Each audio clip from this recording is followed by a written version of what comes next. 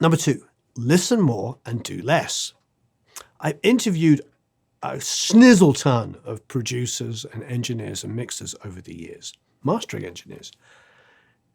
And they all talk about this at some stage. I remember a great interview with Howard Willing saying that he would get stuff to mix, and the first thing he would do is just strip off all the plugins and then do some very minimal amounts of stuff and send them back to mix. And they would always be like, how did you get it to sound so big and fat and amazing? And he just said, I did less. It's very, very easy for all of us now to just continually keep working on something. You open up your bass guitar, for instance, and you're like, oh, it needs a bit more low end. So you boost some low end. And then you're like, well, the low end's a bit boomy, so I'm going to compress the low end. That's pretty smart.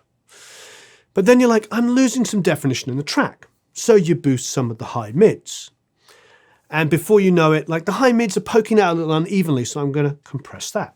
All of that is great. Maybe a low synth comes in and you're like, wow, this low synth needs some room. I'm going to cut some of that low end out of the bass to let the low synth. All of this is really quite logical if you think about it. However, you can end up tying yourself in the most ridiculous of knots because you boost something only to cut it, to boost it, to cut it, to boost it, to cut it. And I have done it, and we've all done it, where you open up that channel. It's like boost, compress, cut, compress, boost, compress, cut, compress. And before you know it, you've got a really bad version of the original signal.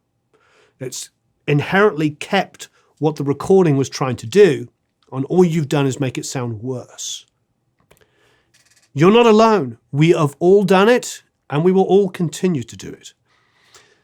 But the first thing you could do is just open up your session and get all of those levels right, get all of the panning right. You'll be amazed with the level set well and with the panning set well. Suddenly you're looking at it as an overview and you're making decisions based on elements that need to be improved here and there, as opposed to just going straight in there and just building this massive drum sound and this incredibly massive bass sound. And before you know it, it's just a wall of sound and there's no dynamics left. There's no groove or feel left either, because some of those grace notes, some of those uneven notes that you've now evened out and compressed mean that instead of it kind of having a little bit of movement, it's now just da, da, da, da, da. We've all done it. I've done it a million times where I've gone in there and I made everything sound so fantastic. And if you solo every instrument, you're like, wow, this is incredible. I love the sound of this bass. I love this guitar. Put it all together and it's just blah. It's just hitting you in the face. And where is all that sensitive interplay that the musicians played? Where the guitar player's like, all these like dead notes and these little slightly softer things that fit around a groove on a bass.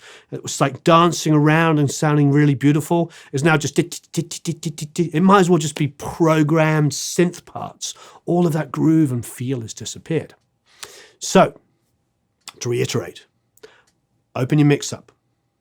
Don't worry about compressors. Don't worry about EQs. Don't worry about any plugins initially. Just balance everything out. Pan it where you want it to be, then start making decisions. Listen more, do less.